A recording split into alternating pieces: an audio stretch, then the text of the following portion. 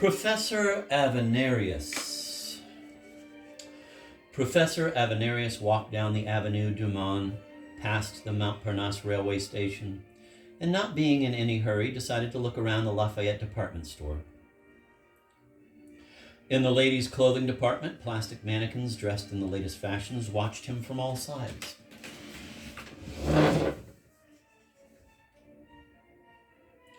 Avenarius liked their company.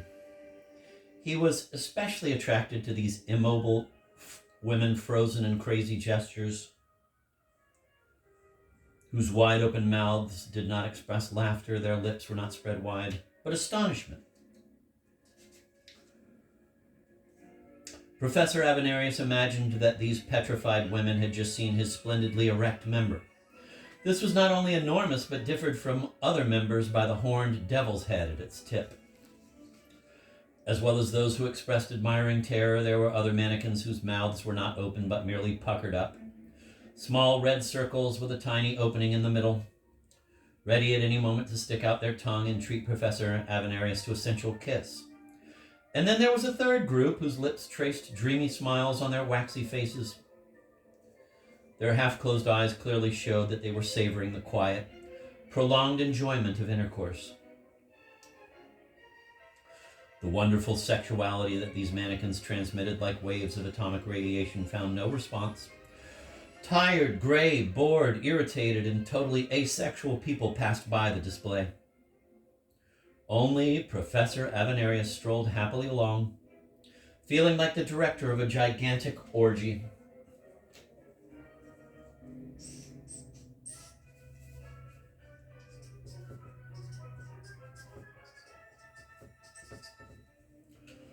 But all beautiful things must come to an end. Professor Avenarius left the department store and descended a stairway to the underground maze of the metro. In order to avoid the stream of cars on the boulevard above, he walked this way often, and nothing he saw surprised him. In the underground passage was the usual cast of characters. Two vagrants, clockards, were stumbling along, one of whom, holding a bottle of red wine, would from time to time lazily turn to passers-by and with a disarming smile ask for a contribution. A young man, cradling his face in the palms of his hands, sat leaning against the wall. A chalk message in front of him stated that he had just been released from prison, could not find a job, and was hungry.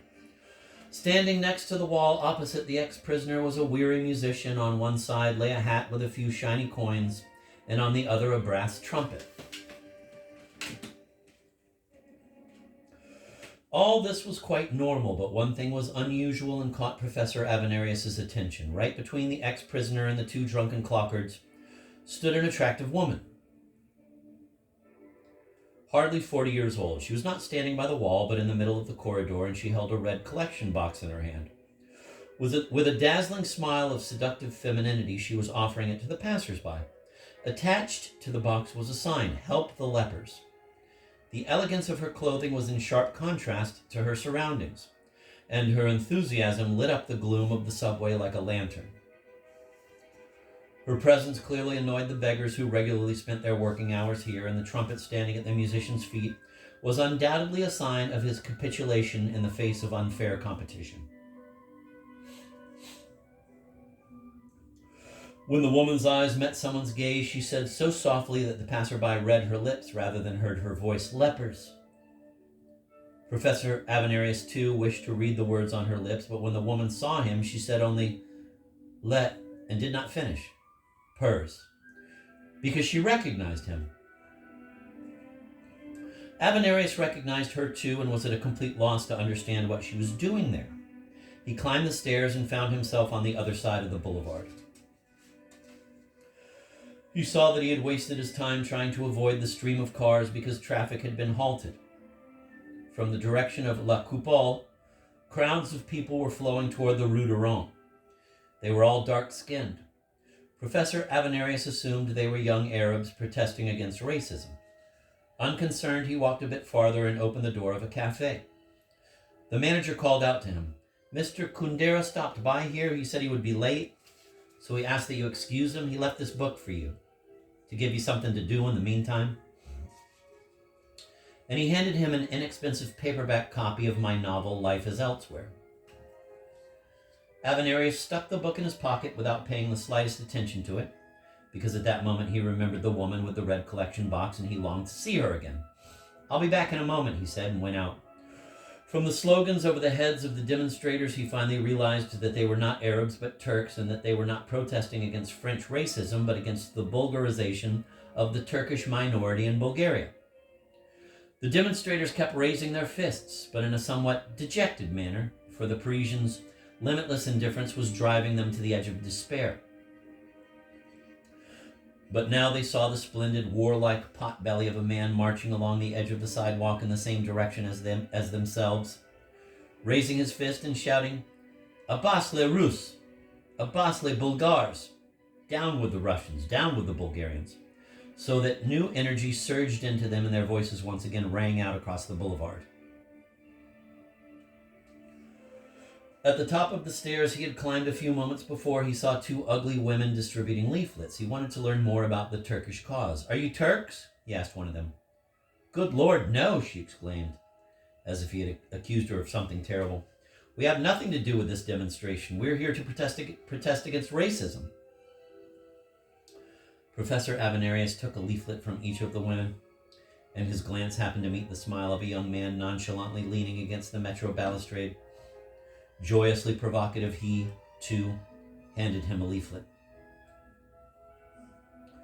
"This is against what?" Avenarius asked. "It's for the freedom of the Kanakas in New Caledonia." Professor Avenarius descended into the metro with 3 leaflets in his pocket. From afar, he was already able to observe that the atmosphere in the subway had changed. The air of boredom had disappeared. Something was going on. He heard the clarion call of a trumpet, the clapping of hands, laughter. And then he saw the youthful woman was still there, but now she was surrounded by the 2 clockards. One held her free hand. The other gently supported the arm clasped around the collection box. The one who held her arm was stretching out the musician's hat toward the passers-by, shouting, "Pour les lépreux," for the lepers, "Pour l'Afrique." And the trumpeter stood next to him, blowing his trumpet, blowing his heart out. And an amused crowd of people gathered around them, smiled, threw coins and bills into the clockard's hat, while he kept thanking them. "Merci. Ah, que la France est généreuse." Without France, the lepers would croak like animals. "Ah, que la France est généreuse." The woman didn't know what to do. Now and again she tried to break free, but when she heard the applause of the onlookers, she took a couple of dance steps backward and forward. Once the clockard tried to turn her toward him and to dance with her cheek to cheek. She was struck by the smell of alcohol in his breath, and she began to struggle free, her face full of anxiety and fear. The young ex-prisoner suddenly rose to his feet and began waving his arms as if he wanted to warn the 2 clockards about something. 2 policemen were approaching. When Professor Avenarius noticed them, he too began to dance. His splendid pot-belly shook from side to side. He made circular dancing movements with his arms, bent at the elbow, and he smiled all around, emanating an indescribable mood of peace and lightheartedness. As the policeman passed by, he smiled at the woman with the collection box as if he were somehow connected with her, and he clapped to the rhythm of the trumpet in his own steps. The policemen turned their heads listlessly and continued their patrol. Buoyed up by this success, Avenarius danced with even greater verve, twirled around with unexpected agility, skipped backward and forward, and kicked his legs in the air, while his hands imitated the gesture of a can-can dancer lifting up her skirt. That inspired the clockard who was supporting the woman. He bent down and picked up the hem of her skirt with his fingers. She wanted to defend herself, but she could not take her eyes off the portly man who was smiling encouragement. When she tried to return his smile, the clockard lifted her skirt waist-high. This revealed her bare legs and green panties, an excellent match for the pink skirt. Again she wanted to defend herself, but she was powerless. She was holding the collection box in one hand. Nobody bothered any longer to drop a single coin into it, but she held it as tightly as if it contained all her honor, the meaning of her life, perhaps her very soul, while her other hand was immobilized by the clockard's grip. If they had tied both her hands and begun to violate her, she couldn't have felt any worse. The clockard was lifting the hem of her skirt, shouting, "For the lepers, for Africa!" while tears of humiliation ran down her face. But she tried to conceal her humiliation. An acknowledged humiliation is a double humiliation. And so she tried to smile as if everything was happening with her approval and for the good of Africa. And she voluntarily lifted up her leg, pretty though somewhat short.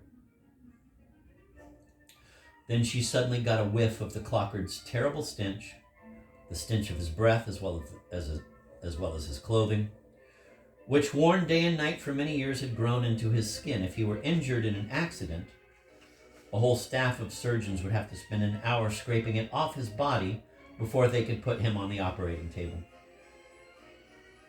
At that point, she couldn't hold out any longer. She wrenched herself loose from his grasp, and pressing the collection box to her bosom, she ran to Professor Avenarius. He opened his arms and embraced her. She clung to his body, trembling and sobbing. He quickly managed to calm her down, took her by the hand, and led her out of the metro.